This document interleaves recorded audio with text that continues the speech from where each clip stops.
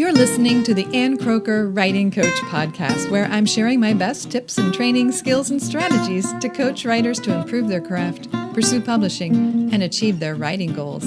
I'm Ann Croker, and this is episode 237. How close are you to the shift in your writing life? I watched the professor of my advanced poetry class open the lid of a metal box crammed with 3x5 index cards.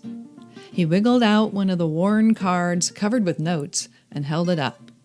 On this card was the title of one of his poems along with the date of the latest version. Below that, he had written names of literary magazines where he'd submitted that poem, followed by their response. 1 poem per card, he said. He tucked the card behind the month when he was supposed to hear back, creating a simple system to track and follow up with every submission. He showed us several cards and passed one of them around. I held it in my hand and studied his notes, scrawled on the front and the back of the card. There was no magic to his system. It wasn't fancy or expensive. Yet he was a respected, prolific poet on campus for a semester, showing us how it's done. When the last student finished looking at the sample card and handed it back to him, he slid it back in its spot. I stared at that box. I was in an advanced poetry class because I'd already had the moment.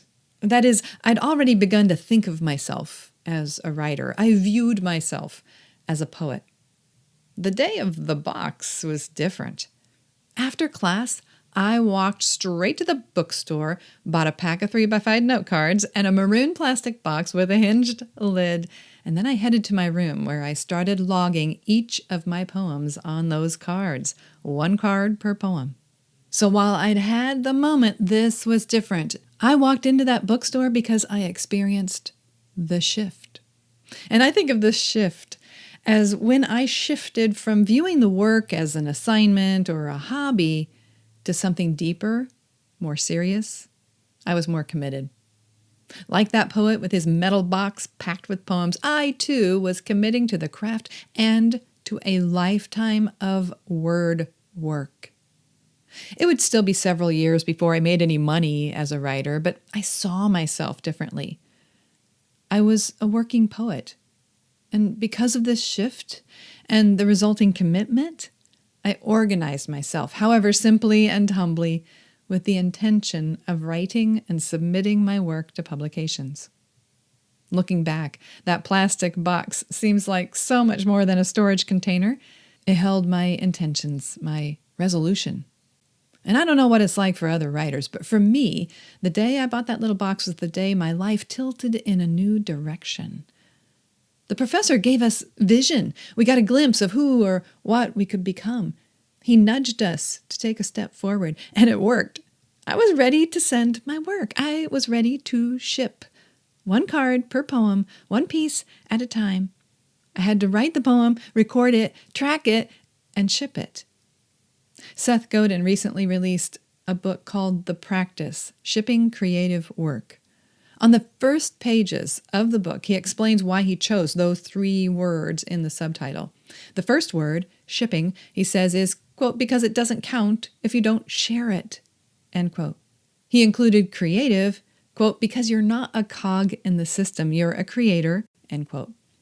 He added work, quote, because it's not a hobby.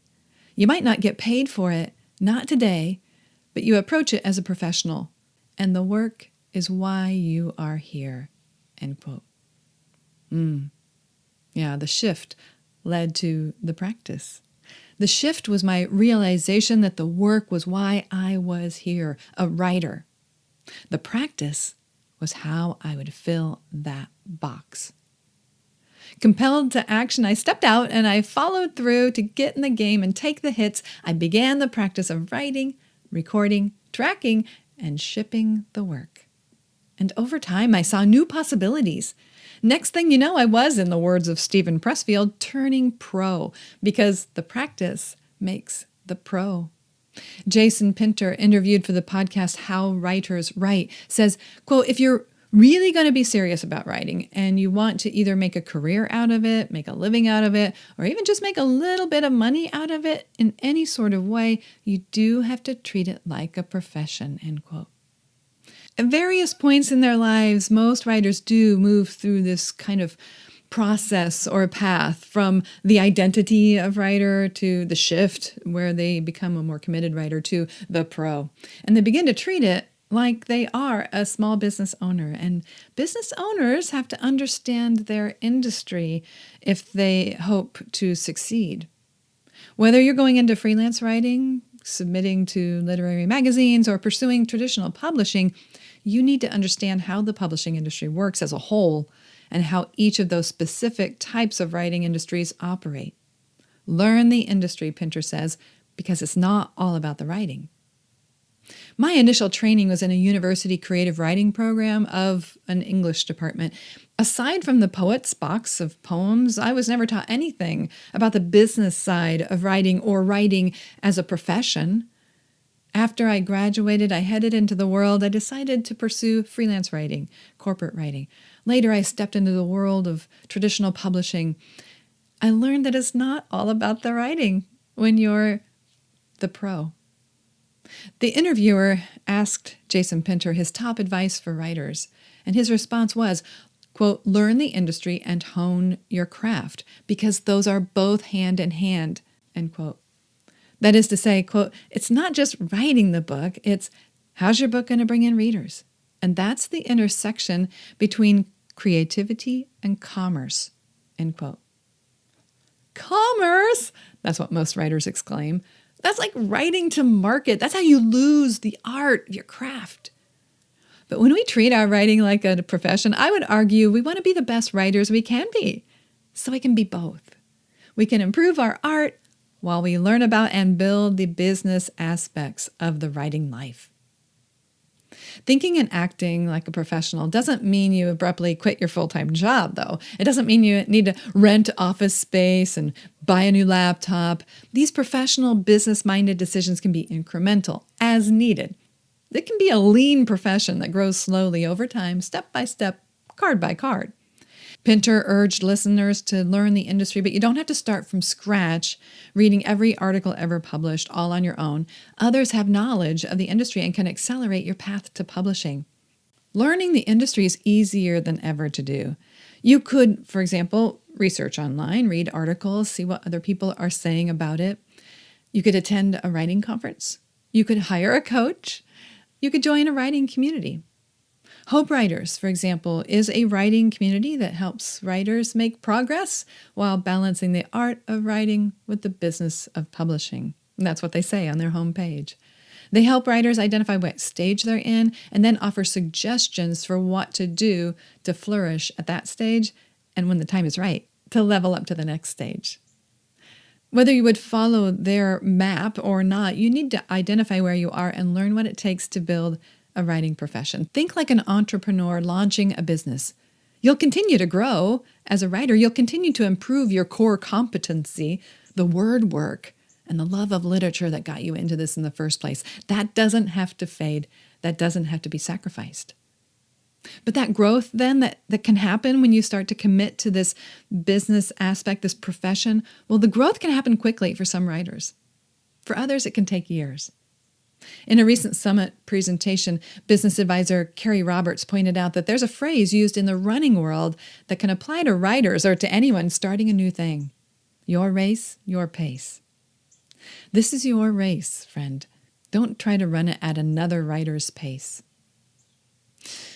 When I dropped my backpack in my room all those years ago, after my big purchase, I sorted papers and I copied out every poem's title onto a card all its own.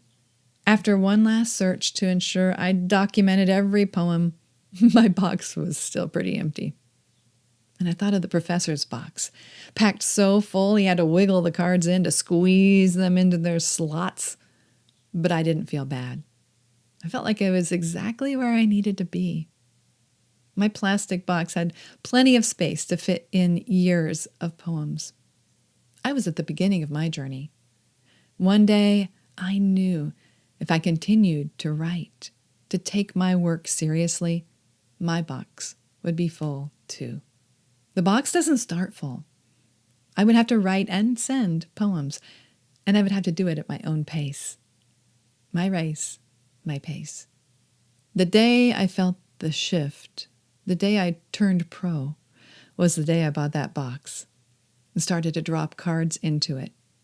1 poem per card. That's how it's done. This episode is brought to you by Craft Your Book's Big Idea, the free 3-day challenge. Gifted writers end up with fabulous book ideas trapped inside. Well, this 3-day challenge pulls that book out of you, walking you step by step through the process of crafting your book's big idea. Writers like you have been through the challenge and gained the clarity they craved. Now it's your turn. Learn more at anncroker.com/3day, the number 3 and the word day. anncroker.com/3day. And I'm Ann Croker, writing coach. Thank you for listening.